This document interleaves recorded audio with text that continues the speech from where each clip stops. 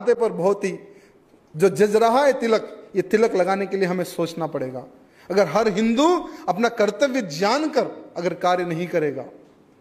मेरे भाइयों, इस बार की शोभा यात्रा में हमने बिल्कुल ही एक बहुत बड़ी मस्जिद होती है, सिद्धंबर बाजार मस्जिद कहते हैं, हमारे क्षेत्र में बहुत बड़ी मस्जिद है। जैसे भाई साहब ने कहा है कि अगर हमारी शोभा यात्रा निकलती है तो पुलिस कमिश्नर, होम मिनिस्टर, ये लोग एक मीटिंग करते हैं और जितने भी जो मौलवी होते हैं, जितने भी जो मुस्लिम्स के जो नेता होते हैं, उनसे एक चर्चा करते हैं वो लोग। और उनको ये कहा जाता है कि रामनवमी के अवसर पर राजा सिंह शोभा यात्रा निकालता है, पता है आपको, उस दिन एक भी मुसलमान टोपी पहन के बाहर नहीं निकलना है। ऐसा गवर्नमेंट मीटिंग करके बोलती है। मेरे भाइयों, सरकार मीटिंग लेकर उन मौलवियों को, उन मुसलमानों को यह कहती है कि एक भी मुसलमान उस दिन टोपी पहन के बाहर न निकले, अगर निकला तो उसका जिम्मेदार वो खुद।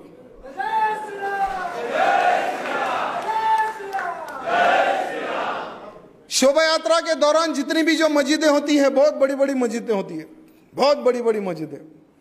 कभी कभी जैसे 2 साल पहले शुक्रवार के दिन रामनवमी थी, नमाज पढ़ना बंद कर दिए, मस्जिदें खाली हो गई।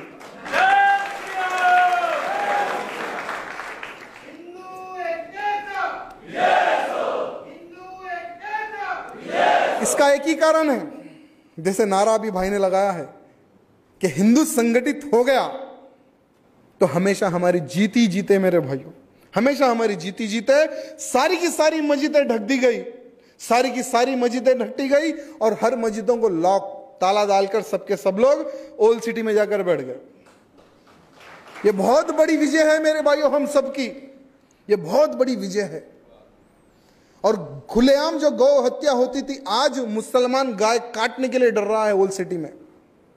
7 एमएलए, 1 एमपी और 50 नगर निगम पार्षद उनके, फिर भी उनके मन में एक भय का वातावरण पैदा हुआ है। और वो पैदा सिर्फ एक ही कारण से हुआ है कि वहां का हिंदू नौजवान आज शिवाजी महाराज जैसा खड़े हो चुका है।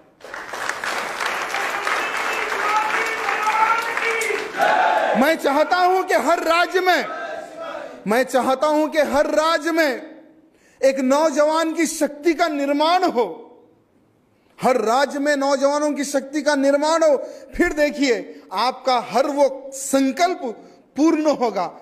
ये सत्य है मेरे भाई, क्योंकि इसका जीता जागता उदाहरण मैं खुद हूं।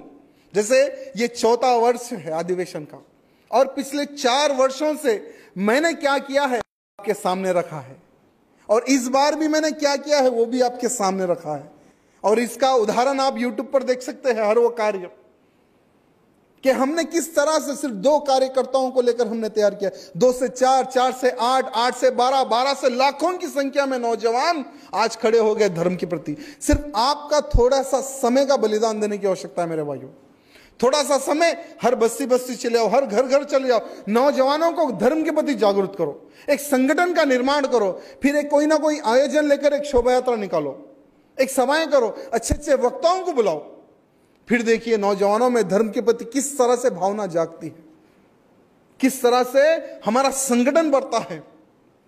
जैसे इस बार हमने मन से एक छोटा सा एक डायलॉग मारा था कि इस देश का हर बच्चा सिया राम कहेगा, इस देश का हर बच्चा सिया राम कहेगा, इस देवभूमि पर नहीं इस्लाम रहेगा।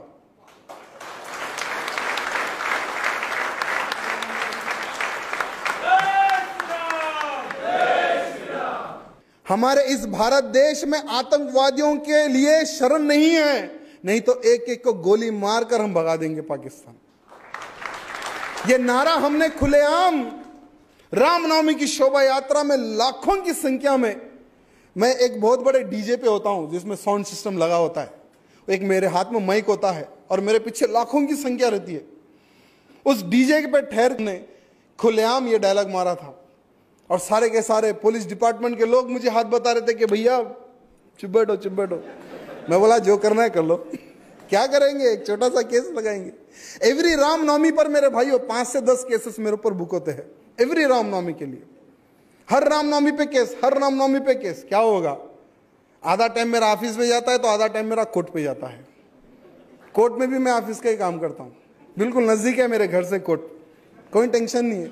मेरे भाइयों, अत्याचार करना उनका काम है, दबाना उनका काम है। अगर हम धर्म के प्रति अगर कुछ करना चाहते हैं तो डरो मत।